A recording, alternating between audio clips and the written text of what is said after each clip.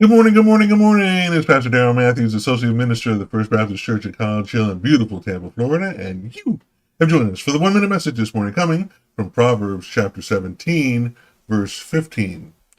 Acquitting the guilty and condemning the innocent. The Lord detests them both.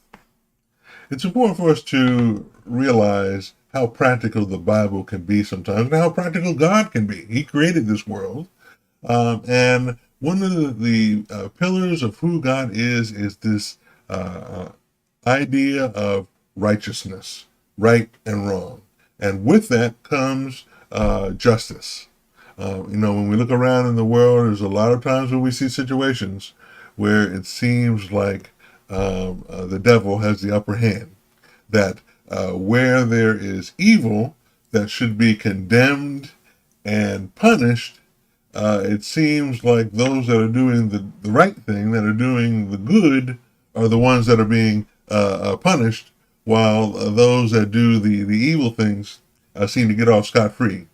Back in the day, many might remember the TV show Dallas and the character JR. It seemed like no matter how dirty the deed was, no how bad the scheme was, JR always seemed to get off scot-free for the most part.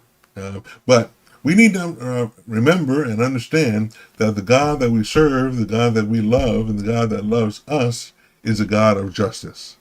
And that even if something escapes human eyesight, even if something escapes human justice system, it does not escape the eyesight of God. God sees it all.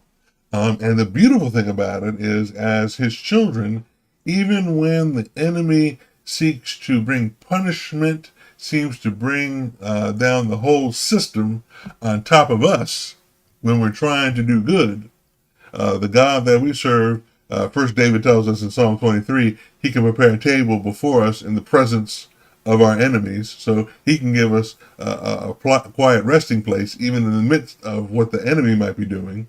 But then secondly, God can take all things and work them together for our good, for our benefit. And then thirdly and finally, ultimately, when we get to Revelation, justice will be served one way or the other, even if it's not in this lifetime. And I know when we've been wronged, we want it to be right now.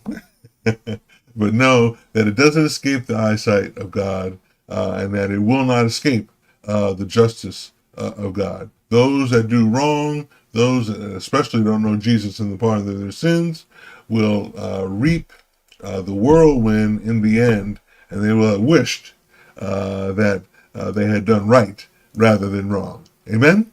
Amen. Well, I hope this has been a blessing to you. If it has, hit that like button, share it out with somebody that could use the encouragement, hit that subscribe button so you know when we go live, and then drop in the chat a response to this question. Why do you think people sometimes defend the guilty? Is it fear?